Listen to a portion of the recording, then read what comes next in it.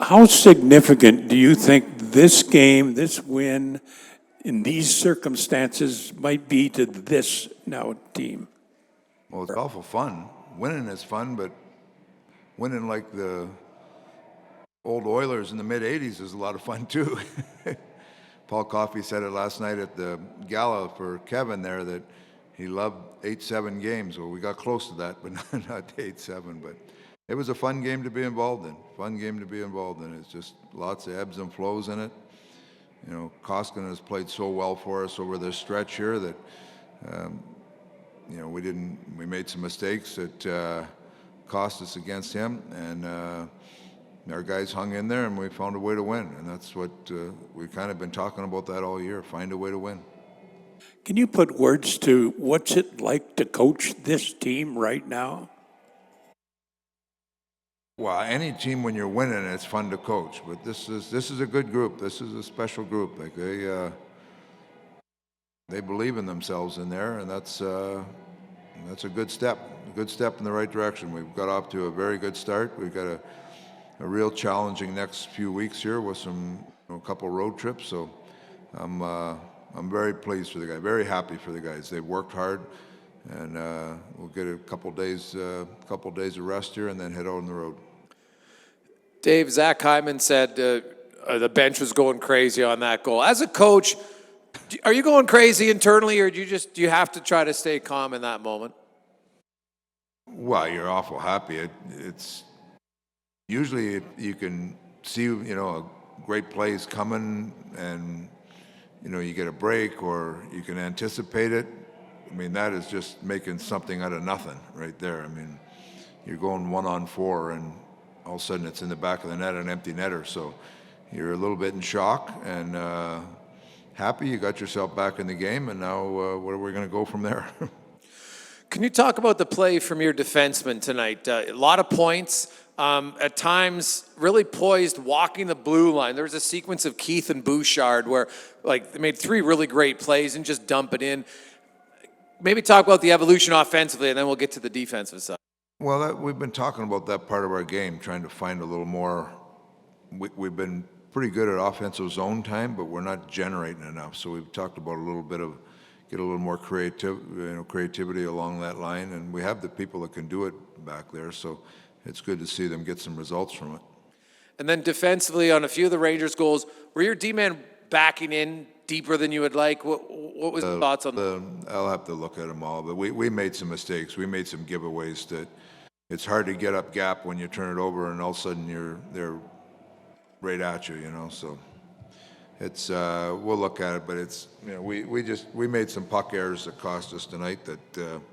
And some of them, Koski made a couple big saves on them in the first period that we gave away, and then we got bit by a couple of them. So that continues. I mean, that happens in a game. There's turnovers, and you just got to try to clean some of that up. But that being said, I'm glad, like I say, Koski has played so well. I'm glad we could find a way to win when he's not, as good as he has been the last little stretch here.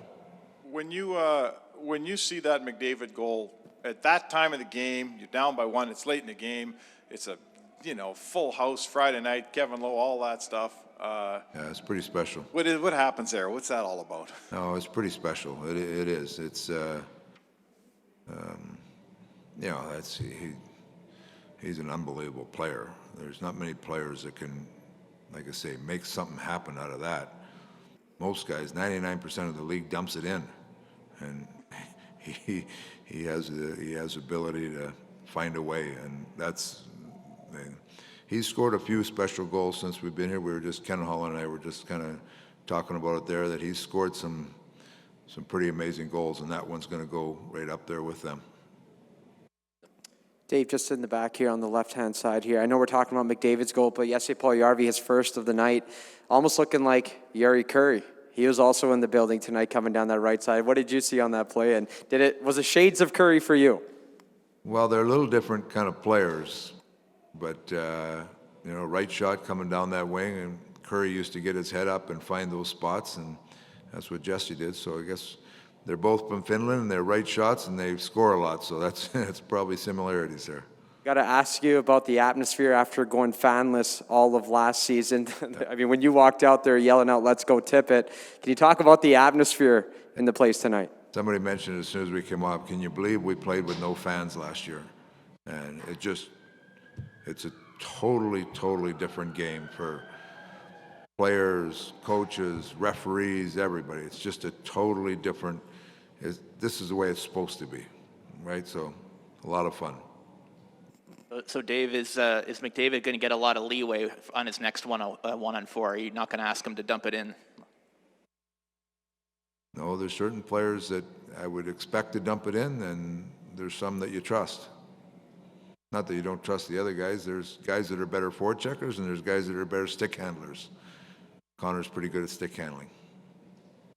He scored, as you mentioned, scored some incredible goals over the course of his career. I think the one in Toronto a couple of years ago comes to mind immediately. But that was kind of an insurance marker. This tied a game. Do you have the magnitude of the goal? Do you think it was maybe the greatest goal he's ever scored in his career?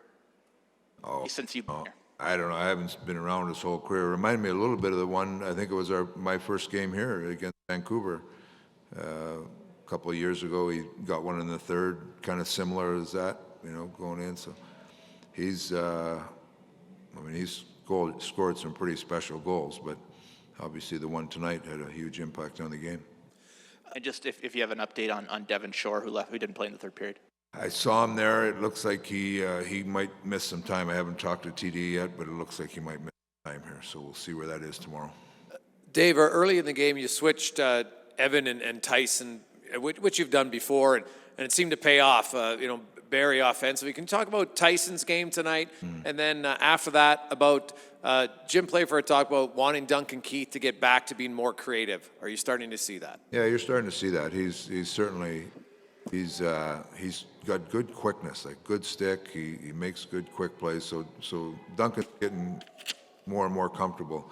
The switch with Barry and Bouchard, Barry looked like he had some jump in his step there, and we wanted to just switch things up and switch it up, and we're just going to. Those are things that just happen in a game, and it's Bouch has kind of been up and down here the last 2 or 3, and Barry, saw an opportunity and jumped in there and he ran with it. So we'll see where it goes there, but it's great. I think it's great to have a competition in your lineup like that, and.